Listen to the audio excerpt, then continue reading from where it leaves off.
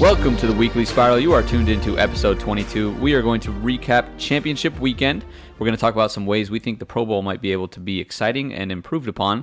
And then we're going to give a brief tease as far as what we think might go down in the Super Bowl. But first and foremost, how are we doing today, fellas? We got Durgin back. I'm back. Back from my sabbatical. Back in action.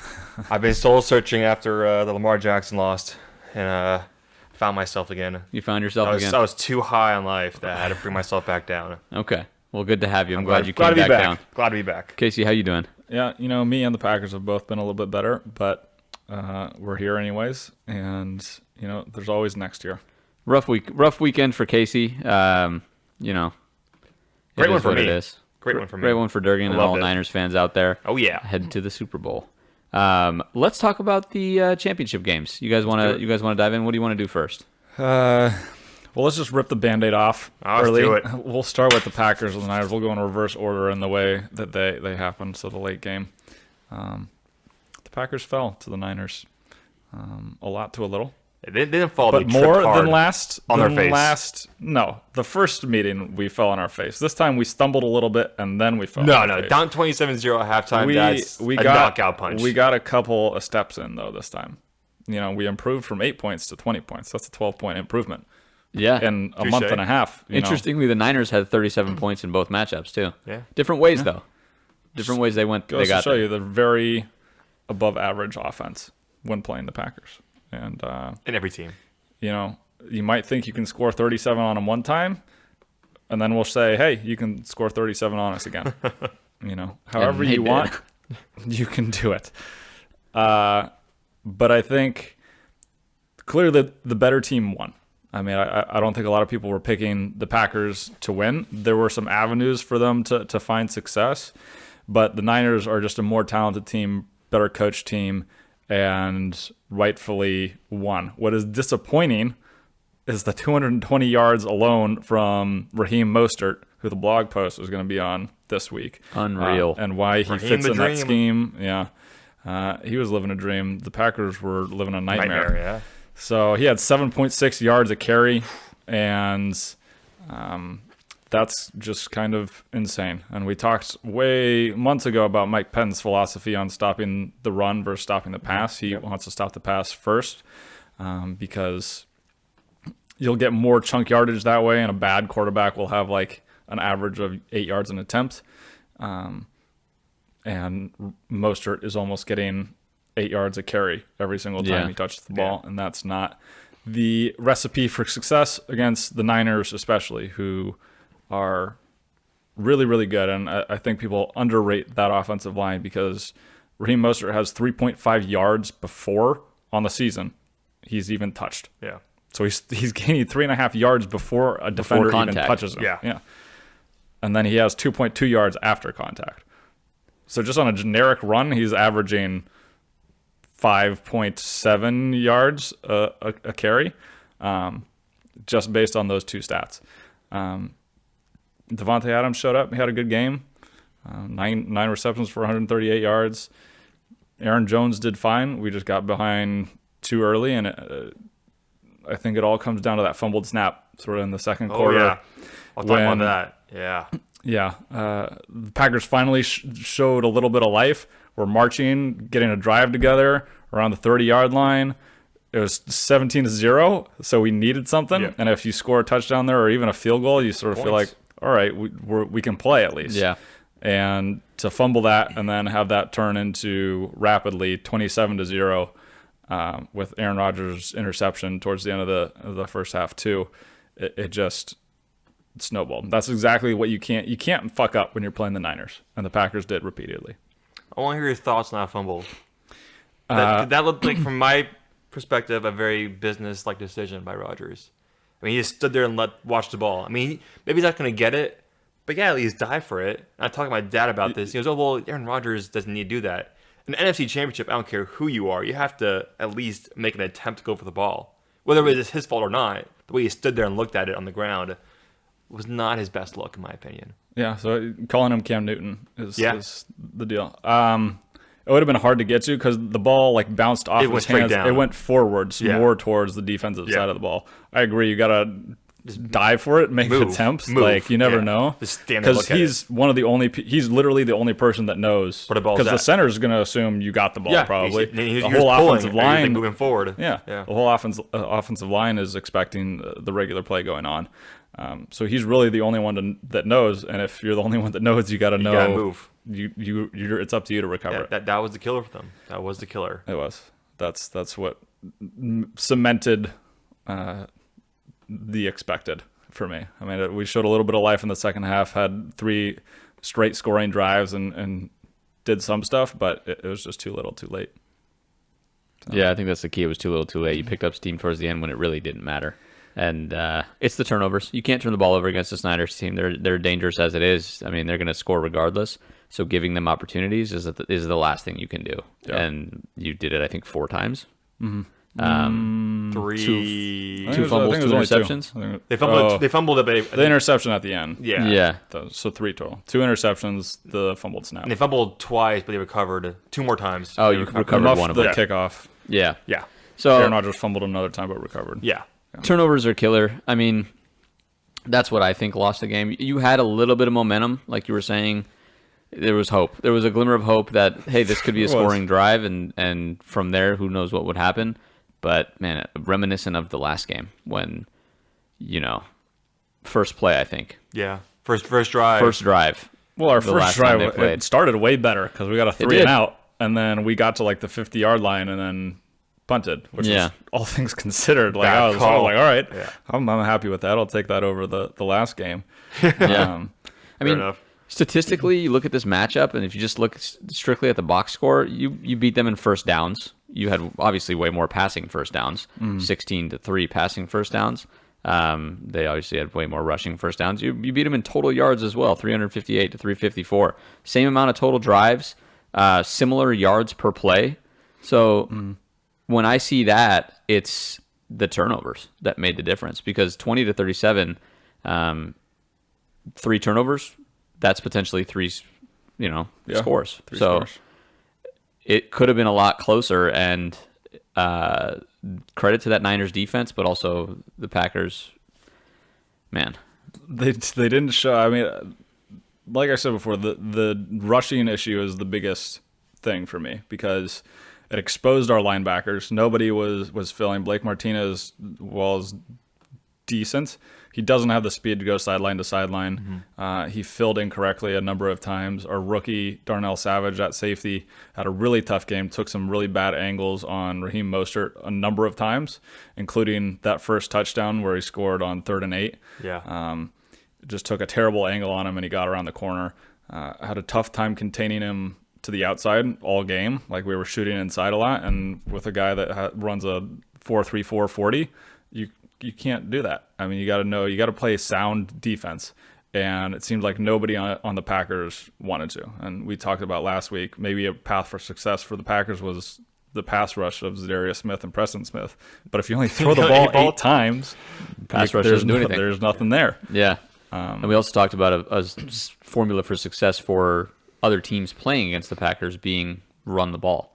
We saw it with Philly earlier in the season. We've seen it against other matchups. So I think the Chargers, for instance. It's been an issue, and I'm surprised that there wasn't an adjustment from Pettin. I am too. Because this was the expectation. And I understand in the last matchup, it was different. The Niners won through the air. George Kittle had a huge game, I think 130-ish yards and a touchdown. Jimmy Garoppolo did his thing. And I'm not sure if it was sort of pick your poison, and he just decided, hey, we're not going to let them pass on us. But the Niners have run on all over almost every team they've played this year. Yeah. So the week before, they ran the ball a crap ton of times, like 40+ times. So it wasn't like it wasn't a new thing. Like, they've been doing it the past few weeks. Yeah, it wasn't a surprise. With Raheem Mostert too. Like, he's been the guy since the Saints game, really. Yeah. And there's no answer. I don't know if it's a lack of talent. I mean, it was evident that the linebackers just couldn't keep up. Yeah, and too slow. If Raheem Mostert is in the second level almost instantly, and your safeties have to be the ones tackling him every single play. A lot of times. So a lot of the time we were doing a 5-man front, which only leaves 1 or 2 linebackers, and if those guys fill in correctly, all of a sudden you're on the 3rd level. Yeah. So it's Raheem Mostert on a safety And that's when you see Raheem Mostert run over a guy in the first quarter and almost keep his feet and score like a 70-yard touchdown. Yeah. I mean, in my mind, your safety, that's like last-ditch effort as far as run stopping. He's on them like every fast. play. ASAP. So, rough game. I mean, Mostert hits the hole so hard, and we have guys like Kittle and Juszczyk lead blocking you. It's clearing out lanes. It's a one-on-one with safeties or one-on-one with linebacker who's a step too slow. And Mostert is 5'10", 180 listed. But he runs like he's 220 pounds because he just goes north and south, no juking. He just takes one cut and then hits that hole hard. He's a slasher for sure. Yeah. Super disciplined too. He's really tight to the hole. A lot of the time he follows his pullers, follows his guards, sets up blocks really well. And it's makes good reads too. Pretty crazy for a guy who didn't really play running back like his entire career. Like at Purdue, he was like their gadget player. Yeah. Bounced around, got cut by 6 different teams, including your Eagles. Former Eagles legend. Yeah.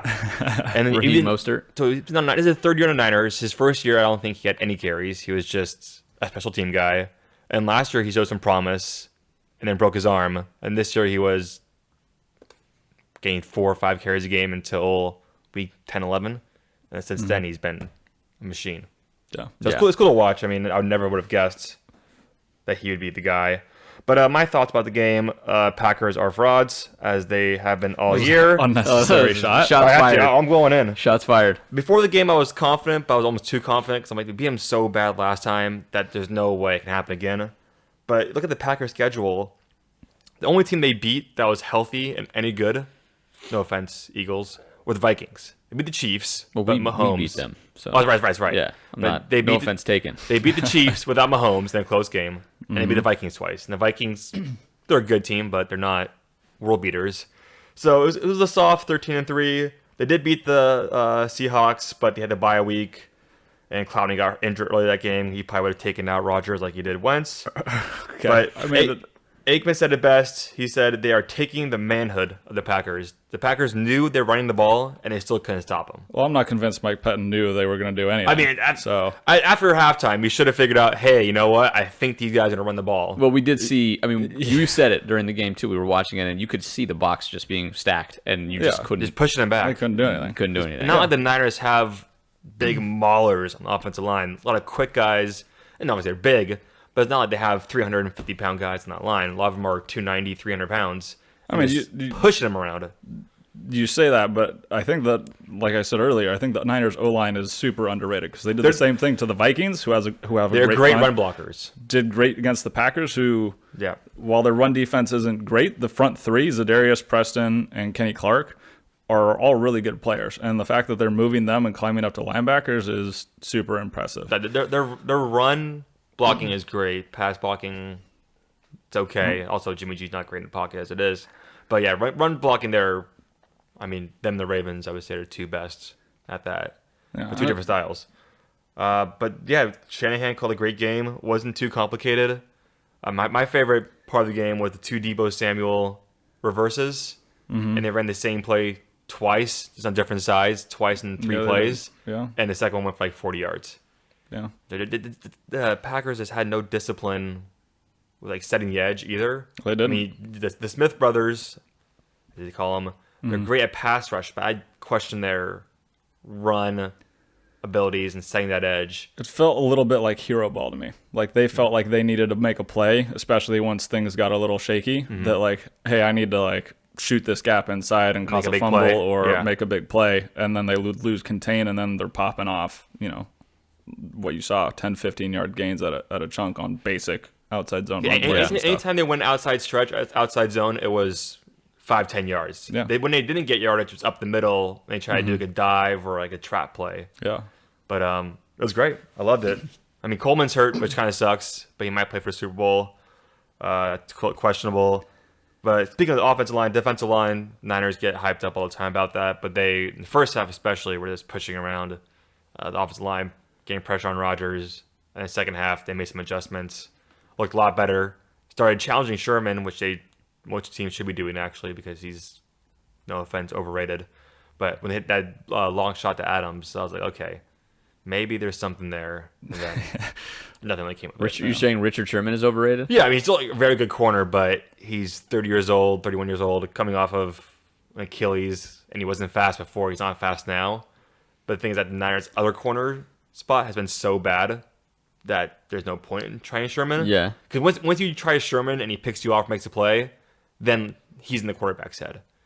But I think Mosley played well, though. he did play well. Played very well. He had an interception. Yeah. So he did very well. That was a gift of an interception. Both of those interceptions were That was gifts. ran a wrong route, right? The receiver, or he turned the wrong way. I think it was just a bad pass. Bad pass? Honestly, he turned a little late, but there Yeah. wasn't really a window there. No, Mosley's anyways. a lot better than Witherspoon, who they benched.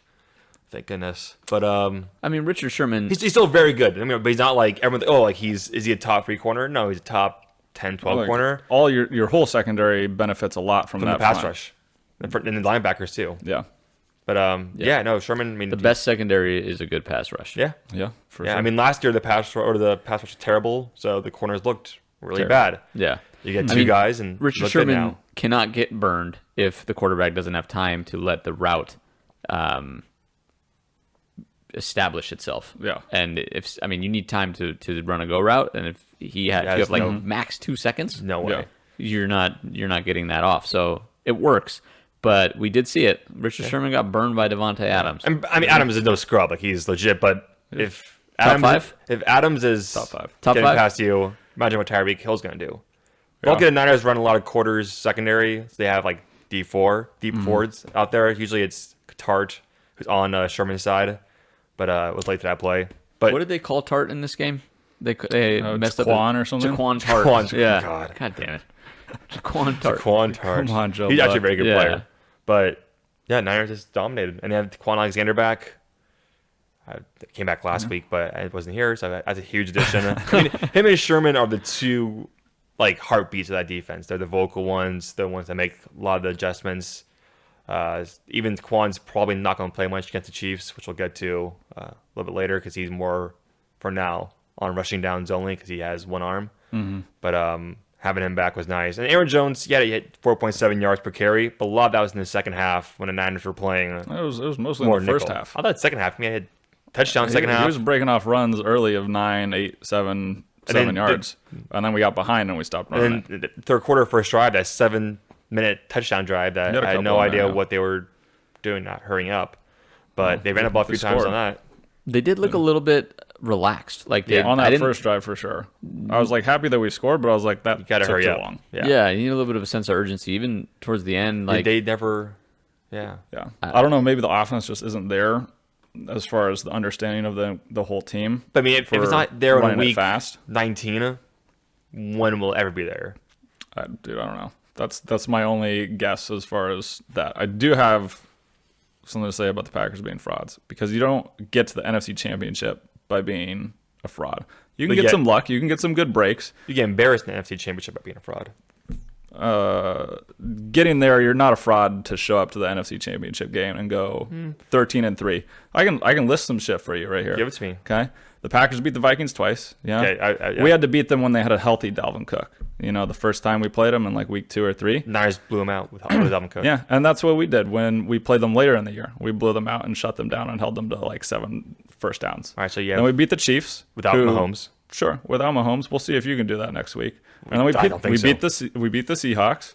Yeah, so that's 4 wins. That was big. That's your biggest win, the Seahawks. That's 4 wins this at season. home after a bye week. Sure, yeah. You And you can't had 2 count shots the- at them. You played a depleted team, and they almost beat you an inch away from beating you and we were bumping you depleted the down first to time. the 5th seed. Yeah, you know what I'm saying? But that's a rivalry So- game. You got to throw everything out the window when it comes to two just not rivals true. going at That's it. just not true. The Niners true. beat the Saints. They beat Yep. the Seahawks. Yep. They beat the Packers. And if Blew the them Packers out. are frauds, we can't really Blew them count out. that, right? Fair enough. You know? And then you beat the Vikings, who you said are not very Vikings. good. So you have 4 wins against playoff teams, technically, but 2 of those you said are frauds and not Rams, good. good So team. really, you've only beat the Saints. So who's really the fraud going to the Super Bowl here? When you've beat Niners one have blown out team everybody. the entire year. You beat one team. A win is a win is a win. Okay, time out. Give me a second here. Let me give a counterpoint. I was sneak attacked here. I was not ready for this. I'm Okay. just saying, man. You don't get to the NFC Championship or any championship game. You don't get to the playoffs, period, by Yeah, being you definitely a can. fraud. Rex Grossman made a Super Bowl. That was a fraud team. That was a good team. That was They a had a great fraud defense. Rex Grossman wasn't good. That's Rex it. Grossman Yours- wasn't yours- good, yours your but that quarterback. team was very Here's good. your quarterback, except for if you have the Ravens defense, which is like all-time defense. They don't count though.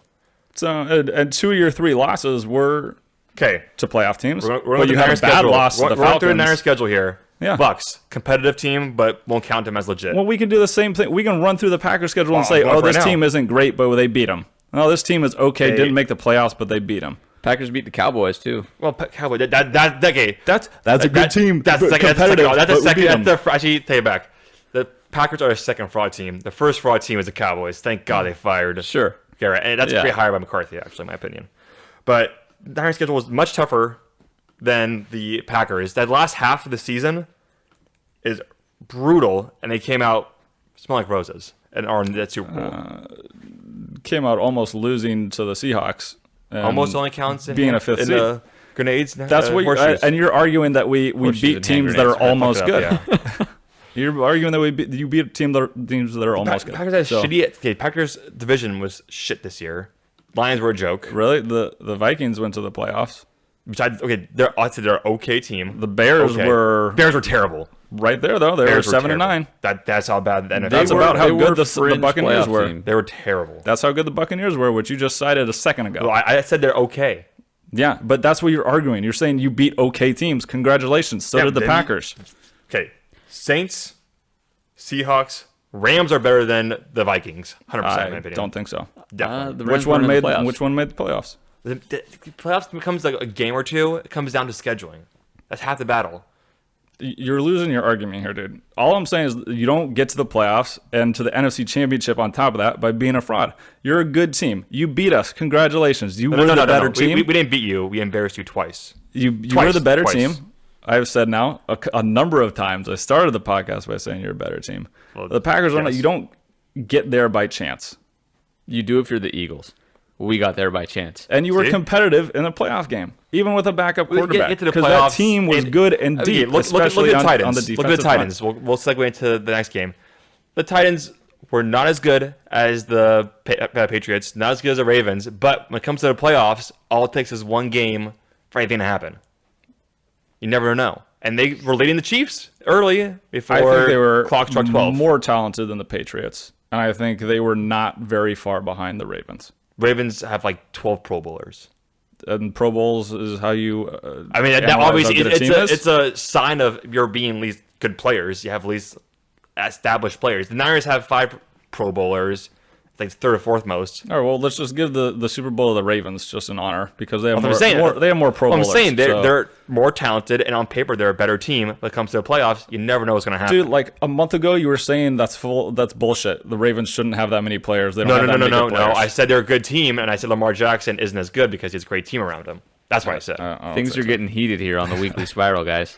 That's what happens when your team wins all Let's the time. tone it down. I'm Let's not even tone it down. attacking your team. I'm defending mine and saying that the Packers aren't frauds for getting to the NFC Championship game. That's all I'm saying. They're- You can only they're beat still the frauds. teams in front of you. I mean, All right? We beat 4 It's playoff not- teams. here's the thing. You It's beat not, it's not, 4 it's not playoff college teams. where you schedule it. Like it's not like their fault that an easier schedule. I'm not saying that, but I'm saying like everyone's like they have like a chance to beat the Niners. Oh, like they're a legit like contender. No, I don't think anyone was calling them a legit contender or that they have a significant chance to beat the Niners. I watched Rex Ryan talk about it for 20 minutes. fucking Rex Ryan. Okay, Well, my ears were bleeding. There's your first problem. ESPN's watching problem Rex actually. Ryan. ESPN's problem. So that was fun. That's great. That's great. It's also interesting though because this was sort of a sentiment that people were echoing about the Niners earlier in the season. They Haven't played anybody. You know, they haven't had tough competition. I didn't necessarily agree with that for similar reasons as what Casey's saying. I mean, you can only play and do what you can with the teams in front of you. It's also how you beat them too. Exactly. It's how you beat them, and you proved game in, game out that the Niners are an elite team, and nobody's questioning that. But I kind of agree. I mean, the Packers are not frauds. Are they as good as the Niners? No. And we saw that. Let's move on to the Titans at Chiefs. Okay. You can take the lead on this. This is your ex-coach. I'll take the lead Andy on this. Reid. Andy Reid. Reid, it's your time, baby. Let's go. Kool-Aid man. Let's go. After this podcast, I'm going to eat a cheeseburger and go to sleep and celebrate like Andy Reid did after his victory, except for my cheeseburger is going to be a lettuce wrap because, I'm keeping it tight in 2020. But this game was like the Texans-Chiefs light, diet Texans-Chiefs. Yeah. Titans came out. They had the lead for a little bit. they could not do what they do to win, which was run the ball with Derrick Henry. Derrick Henry had his worst game of the playoffs and maybe even in recent memory. I think he only had 69 yards, magical number, but not enough to get it done. 1 touchdown on 19 carries. That's not an average that you want to see from Derrick Henry, who's been averaging over 6 yards per carry throughout the playoffs, 180 yards back-to-back-to-back games. That's not going to get it done. I mean, you're relying on Ryan Tannehill to win you a game, and he has played well enough to game manage essentially, and he's made plays when needed, but you're not going to win the AFC Championship game by saying Ryan Tannehill will take the ball, make it happen. Like Blake Bortles a few years ago with the Jaguars. He's better than Blake Bortles, but it's a similar like concept though, where he's not going to win you the game. He's not going to win you a game, and he didn't lose them the game either. But the end of the day, kind of what we discussed last week, the pace of the Titans' offense would not be able to keep up with the Chiefs. The Chiefs basically beat them in every stat: first downs, total plays, total yards, total drives, yards per play, passing. Even rushing, which is what the Titans are known for. And their leading rusher was Patrick Mahomes. Yeah, that one run. You know, so you get beaten every stat except possession, time of possession, which was about equal. You know, you're not winning that game. You're not winning that game. You know, it was a beatdown. The score looked a little bit close, but I felt like the entire time after the first quarter, it wasn't really in question. After the first quarter, it was. Even in the first quarter, it just, for some reason, this Chiefs team, to me, when I watch them, they seem composed, and at any time, they could just go off and have some huge play that you're just like, well, fuck, we just drove down the field and put in all this effort to score, and they just did it in one play, or 2 plays. They had the 3-play, 80-yard drive. Fuck, what do we do? Yeah, and now we're back out there again. Team. We have to keep up pace, and you just can't. So we talked about it a little bit when you guys had your little cat fight, but I'm going to be very interested to see how the Niners defend specifically against Tyreek Hill. Yeah, they need to get pressure on Mahomes and not let Tyreek Hill get down the field. That's the only answer. I don't think there's a single defender on that defense that can keep up with him. No. I mean, there's not many guys in the whole league. Who's the slot corner for the Niners? K'Wan Williams. Might be him. Might have to be him. I don't know. Yeah. The thing is, Niners don't ever shadow guys. So they might just put Kelsey in the slot, take advantage of the size mismatch, and then have Hill outside and just run him deep. But there was a stat I saw today that 75% of Mahomes' interceptions have been against 4 rushers, which the Niners do almost all the time. Better than anyone. So, I mean, I still, Mahomes is the most dangerous player in the league. Yeah. I think no lead safe. You can be down 27-0, and he could, in my eyes, come back from that. Yeah, I mean, the weakness is going to be that defense. It's going to be, I'm going to say it, we won't get into our picks and predictions. Mm-hmm. We're going to save that for the next episode, but I think this is going to be one of the higher scoring Super Bowls in recent memory. Yeah, Niners going to pass the ball, I think, a lot. I think they're going to do both a lot, and I think the Chiefs' defense won't be able to stop the Niners, but I also think the Chiefs' offense is going to be the biggest test that the Niners have seen this season. No, they're humming. I mean, this game was kind of a contrast of styles where you had the Titans are physical, they want to run the ball, and then after a while, the speed of the Chiefs has got to be too much. Yep. Nothing against the Titans. They just are nowhere near as talented as the Chiefs. And I only watched the first 3 quarters, then watched the fourth quarter, but it seems like fourth quarter didn't miss too much. But the Chiefs scare me to death. Like, they're dangerous. And their defense isn't terrible anymore. Like, it's not great, but it's not like last year where it was just no matter what happened. A liability. I mean, the Honey Badger, Chris Jones is back from groin injury. So they had some guys on there. It scares me, but Casey, I'll let you give the obituary to your Titans. My Titans. But Tannehill definitely proved enough to get one more season as quarterback. I would still draft quarterback if I was Titans and try to develop someone. I don't think he's a long-term answer.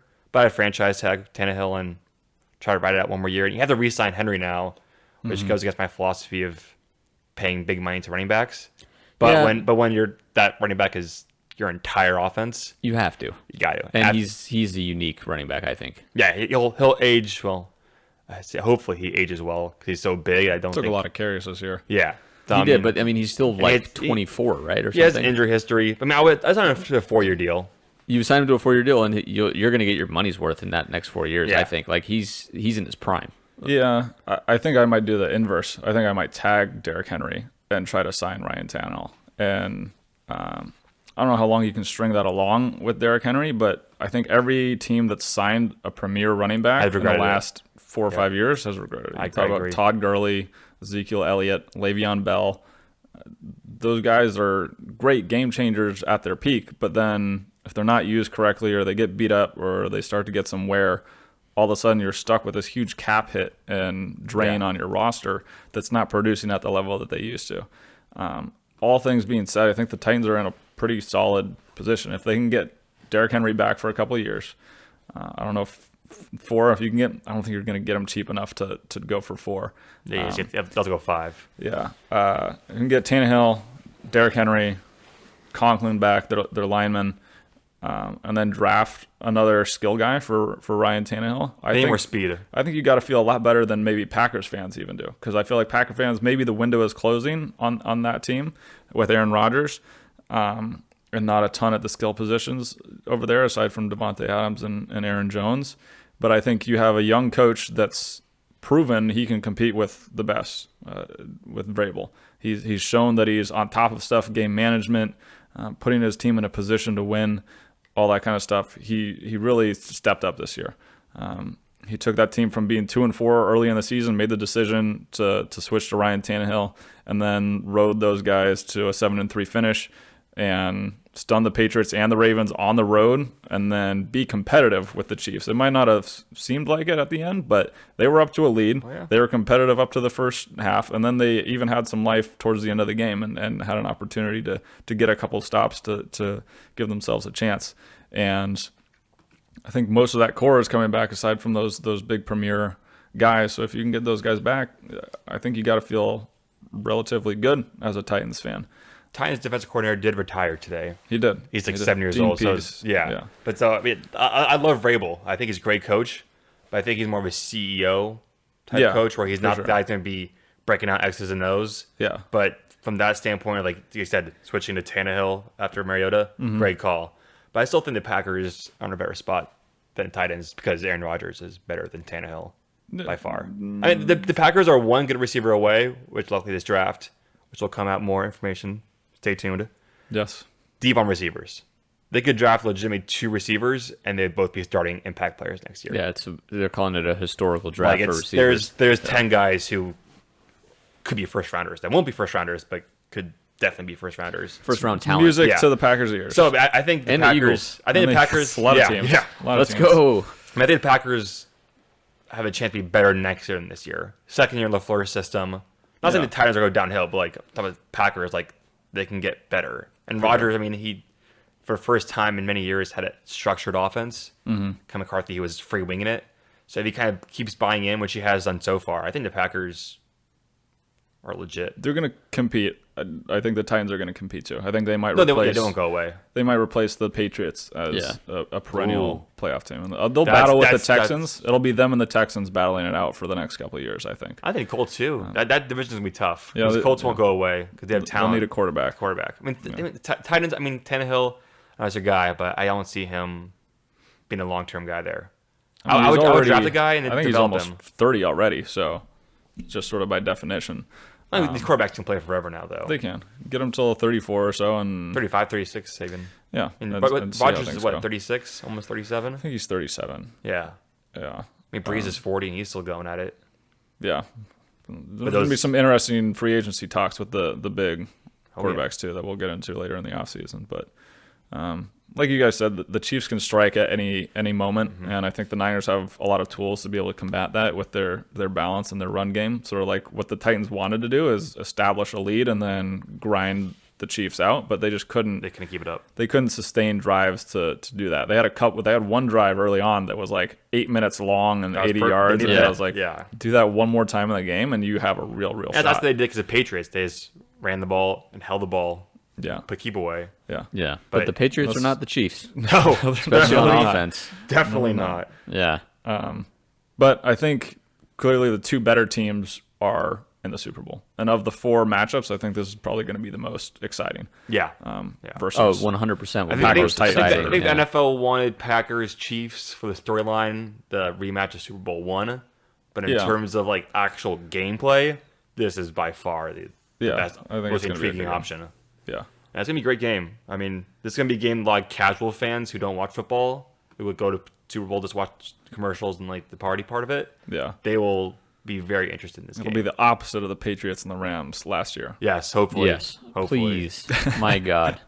Can't be worse. So I mean, yeah. Unless something crazy happens in Florida that week and it rains all the time. Even then, Mahomes can throw through anything, I'm pretty sure. Yeah, but I think as far as the Super Bowl goes, we won't go super into depth. We'll do our picks next week and do more in-depth stuff then. But I think of the Chiefs as a team that they sort of were somehow under the radar this year. Like they never really totally clicked. Maybe because Mahomes was injured. But now they're fucking humming. Yeah, and both sides of the ball. If you think back to the beginning of the year with the Niners, they played against the Bengals, and the Bengals were favored to win that game. Right. At the beginning of the year. That's crazy, man. The strides both of these teams has made is pretty impressive, and I'm excited for the tight end duel. You talk about quarterback duel. How about George Kittle and Travis Kelce? Yeah. Probably the two best tight ends in the league. I think I read a stat. This is the first time that both teams in the Super Bowl matchup have had 1,000-yard tight ends. Yeah, it's wild. So evolution of the league as well. That'll be exciting. Kittle probably a little bit more well-rounded than Kelce as far as blocking and stuff goes, but there's a lot of matchups sort of all over the field that are going to be exciting to watch. So I'm looking forward to it. Even the coaching matchup, you have the offensive genius, the hot shot, Kyle Shanahan versus Andy Reid, who's been doing this a long time, kind of innovator of many styles of offenses. And you have the guy who essentially blew the Super Bowl, the Falcons, and Shanahan. And then you have Andy Reid, who has never been able to win the big game. So someone's going to get redemption. Yeah. Somebody will. So it's gonna be crazy. It's gonna be crazy. I'm excited for it. Well, I'm nervous for it, but definitely excited. Joe Montana Bowl. Joe Montana Bowl. He tweeted out, no matter what, one of my teams is gonna win. Yeah. And the fact that he even considers the Chiefs to be one of his teams over the Niners breaks my Does heart. It hurt you a little bit? It breaks my heart. But no, it's gonna be interesting. I mean, it's gonna be a coaching matchup, I think, especially on the defensive side of the ball, because you have Spagnuolo on the Chiefs, who's. I think if you can create a couple turnovers. Yeah. I mean, and Mahomes doesn't turn the ball over. I mean, he does, but like, not that much. He's not turnover prone. He's not Jameis Winston out there. No. But like, 50 touchdowns as of late, he's been interceptions humming. He hasn't missed many of his throws. Yeah. But it comes out getting pressure on him. The Chiefs have a good offensive line, so I don't know, man. I'm scared. You should be. Very scared. Let's turn our attention to maybe the most exciting game of the year. Oh man, the reason why I watch football, the Pro Bowl. The best game of the year. I don't even know where it is. They rotate now. Is it in Miami again? Is it back in Hawaii? Who knows? In Hawaii? Clearly, we're very dedicated fans, and we know. I've been watching Pro Bowl like in Orlando. Years. Nice. It's in Orlando, Florida. Yes, I got that. Not quite as good as Hawaii in my mind, but that sucks. If I'm playing, I'm pissed off. Like I'm trying to go to Hawaii. Why not just put it in Miami? Because the Super Bowl is in Miami. So we're talking about how to make the Pro Bowl better. Yeah. So number one, put it back in Hawaii. Yeah. Duh. Yeah. Jeez. Because that would actually get players to actually show up. Yeah. And also what I think is number one on the list, give the players some incentives, some monetary incentive, but not too much. I don't want them out there trying to, go kill each other 100% and risk injury, but make it worth their while. This is a dangerous sport regardless of how hard you're going out there, and make it exciting. So right now the winners get $61,000 and losers make $30,000. To put that in perspective, NBA players make $100,000. Granted, there's less NBA players, but I mean, you still got the dunk contest and the 3-point contest, and everybody in there is making all that money. Give these players some money. Make it interesting. Give them a reason to win. Make it $100,000 if you win, and $10,000 if you lose. They feel like they need to win the game. Give them exposure. Like, hype these players up. That the game, might mean nothing. But look at the NBA, which we'll cover a lot too. The NBA All-Star Weekend. Like Dwight Howard got big because of the dunk contest. Well, he was a great center. But he became a national name because of that. I mean, you see MJ with the free throw line dunk. I mean, obviously he's a great player. Yeah. But the moments like that add to the legacy. Playing in a Pro Bowl is not going to add to a player's legacy. So you have to create these events. You have to make it a whole weekend where people actually want to tune in. On a weekend that nothing's going on next weekend. Like, there's no big sporting events. Yeah. It's The Pro Bowl. It's a big sporting event. Yeah, you don't think it's a big sporting event? they can make it There's going to so be much dozens bigger. and dozens of fans. Hundreds and hundreds of fans show up to that. I guarantee you, it makes the NFL a lot of money, though. I mean, I yeah, for promise you, they make Yeah, their people money will on this. People still watch it because there's nothing else on. There's Yeah. literally nothing else to do. Yeah, But you think about similar to the dunk contest, and I know we were talking before, and Cyrus had the idea of like a crazy catch contest. Yeah. And you think of like Odell's catch, like that made him. He hasn't Famous. produced. He's a good receiver, but he hasn't produced on the level of the hype of him on the that map. one play. Put them on the map. So if you're a receiver and you make some crazy thing, you think of all the people that go viral, even like the kicking competition stuff that like college players do and then end up on practice squads and stuff. Like that stuff can catch on and you can be famous. You get an endorsement deal, all that kind of stuff. And I'm looking at a player like example. This is not relevant because he's hurt, but Chris Godwin had an incredible year, and yet the average NFL fan is like, who's that guy? Chris Godwin? Yeah. Like, guy's a beast, a great player. If you have him showcasing his talent, doing something cool, oh wait, that guy's crazy. Who is he? Oh wait, he had like 13,000 or 1,300 yards receiving this year. Like, that's a name. You build a brand. Yeah. For sure. Yeah, they need to highlight. I mean, the NFL in general needs to do a better job of highlighting their star players and making it more about the players and less about the league. They make some money, so they don't like. Rob Yeah. Lowe disagrees. Rob Lowe, Lowe. defender of the shield. Whatever, Rob Lowe. That's the greatest hat I think I've Your seen. hat I've is never seen that. absurd. I've never seen that sold ever. I swear, NFL officiating hat. he was about to take off his jacket and just go out and officiate the game or something. Yeah, you're ready to go. Yeah. Sky Judge. Ridiculous, man. But I mean, kind of going along that, there's a lot of things they could do. Like, I know we were talking about like who can throw the ball the farthest. I know they've done stuff like that in the past, but bring it back. Yeah. Who can throw the fastest? Clock in and see who has the skill challenge. Yeah, Like some sort of skill guys challenge don't like even that. need to be Pro Bowlers. Like you don't have to be a Pro Bowler to participate in these Yeah. events. No, you should be a Pro Bowler, and you should be. Well, I guess you don't have to, like similar to the NBA, but anybody, we should move the Pro Bowl so that Patrick Mahomes can be in this. Yeah. We could have Debo Samuel or Raheem Mostert, fastest guy. Yeah. You know, it's kind of dumb that some of the best players on the best teams that make it to the Super Bowl can't participate in what is meant to highlight the best players in this league. Yeah. So it used to be after the season. It used to be a week after the Super Bowl. We should move it back. Yeah. I don't think it should be before the Super Bowl. Nobody cares right now about the Pro Bowl. No. Probably, I mean, people make the argument nobody will care after. But at the that's like same a time, nice if Patrick send-off. Mahomes is Yeah. is in the Pro Bowl, you know how many more people are watching because Patrick Mahomes is in it? Yeah. That's a guy with a brand. But granted, I don't think You honor the would Super play. Bowl winners or whatever, and then that's your like closing ceremony. of the Yeah. of like, hey, these are our guys, and you get to watch your star players from your team do a couple things, and then that's the end of the season. You move on. Yeah, maybe you make it, each team has some sort of representation of some sort. yeah. Expand the rosters, make more guys Pro Bowlers. Yeah. It's kind of corny, but like, if I'm a Bengals fan, I mean, that'd be a tough one actually. Yeah. But they have a better example. Their receiver. too. Uh, McLaurin. No, AJ not Green's AJ dead. Green. He's Boyd. just- Tyler Boyd. Tyler Boyd could be a Pro Bowler. Joe Mixon. Yeah. Nah, like not He's this good. year. That offensive line just wasn't. They're terrible. But like, yeah, we need something like for a reason to watch or have them participate in one of the events. Yeah. Yeah. And that's where I think the skills challenge can Yeah. sort of create. Because Josh Allen's He could throw that ball fast, though. but he Or will throw far. fast and throw far. I want to see how far he can throw versus Patrick Mahomes or versus a Cam Newton back in his heyday. Yeah. Or what would be cool, maybe you do like a 40-yard dash competition, Yeah. Race. and it's all players who never got to run the 40-yard dash. Lamar Jackson, Tyreek Hill. Or a Like lineman's these 40-yard fast dash. players. Lineman 40-yard dash competition. I mean, they Fastest had lineman. that over the summer. They had that like $1 million race, and Marquise Goodwin won it. They had like 16 people like, I'm the fastest guy in the league, and then of course the other guys dropped out, so they replaced Yeah. him. And for $1 million, and then Goodwin won it. And then they're like, oh, like did you get money? He's like, no, I never got my money. Really? Yeah, it was. Wow. It was put on by not Ocho Cinco.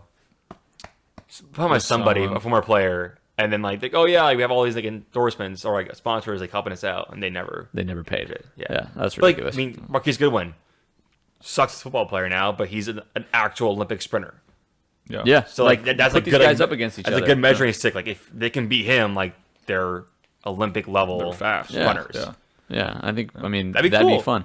I mean, I'm still don't know if I'd watch it, but like it would be cooler to like see the recap. Yeah, I'll Well, watch the YouTube clip yeah, afterwards. Hey, man, they make money off YouTube. Yeah, no, for sure. It would go viral for sure. Yeah. So And I mentioned beforehand, a dunk contest. Get these guys out, have an actual dunk contest. I've seen Odell go between the legs. I've seen Dante Pettis go behind his back and dunk. These guys are great athletes. The NFL is not going to cross-promote the NBA with a dunk No, contest. they won't do that. They won't promote NBA, but they'll just do it. They would by doing a dunk contest, though. But you can't, there's no, crossover. There's no, oh, yeah, it's basketball, but it's not NBA. Yeah, but what do you think of when you think dunk contest? Basketball. What do you think NBA. of? But, still, it'd be cool to see. Miles Garrett, 6'5", 260 pounds. Doing a cool dunk. A cool dunk, smashing someone in a helmet. Did a windmill with one hand. That'd be cool. Smash someone in the helmet, do a windmill with one hand. Okay. All right. That would be sick. I'm telling you, man. I think that's big we're time. going to wrap things up on $1 million that note idea. $1 million dunk. Dwight Howard, do it this year. No one's steal Durgin's idea. All Dwight right? Howard, you're allowed to. You're He has intellectual Anyone you property. want, go ahead and steal it. It's okay with us. Telling you. That's going to wrap things up here on episode 22. We are super stoked that you tuned in and joined us on what was a very interesting up and down roller coaster of a journey for this episode.